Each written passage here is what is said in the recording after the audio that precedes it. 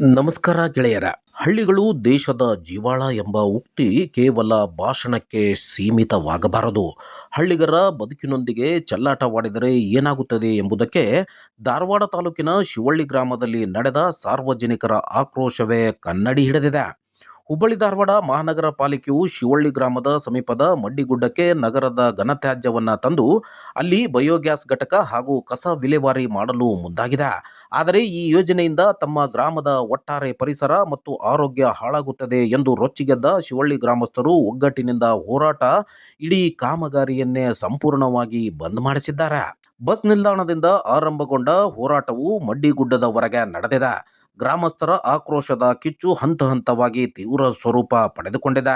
Shivalli bus ನಿಲ್ದಾಣದಲ್ಲಿ ಜಮಾಯಿಸಿದ ನೂರಾರು ಗ್ರಾಮಸ್ಥರು ಸರ್ಕಾರದ ಮತ್ತು ಪಾಲಿಕೆಯ ನಿರ್ಧಾರದ ವಿರುದ್ಧ ಘೋಷಣೆಗಳನ್ನು ಕೂಗಿ ಕೆಲಕಾಲ ತೀವ್ರ ಪ್ರತಿಭಟನೆ ನಡೆಸಿದರು. ಅಲ್ಲಿಂದ ನೇರವಾಗಿ ಕಸ ವಿಲೇವಾರಿ ನಡೆಯುತ್ತಿದ್ದ ಮಡ್ಡಿಗುಡ್ಡಕ್ಕೆ ತೆರಳಿದ ಜನಸಾಗರ ಪ್ರತಿಭಟನೆಯ ಸ್ವರೂಪವನ್ನೇ ಬದಲಿಸಿತ್ತು.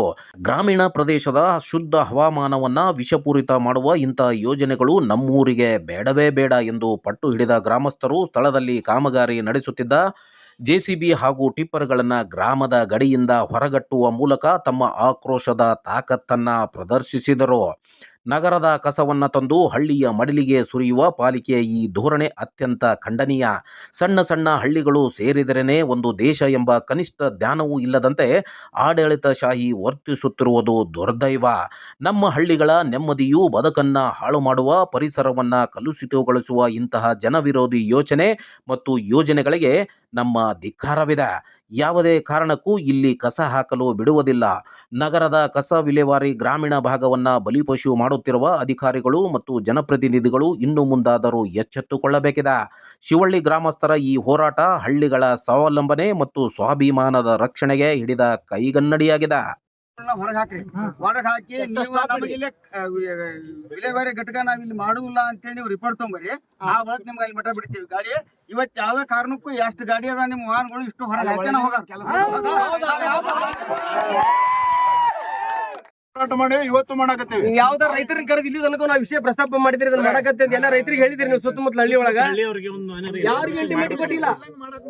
ನೀವು ಹೇಳುದೊಂದು ಮಾಡೋದೊಂದು.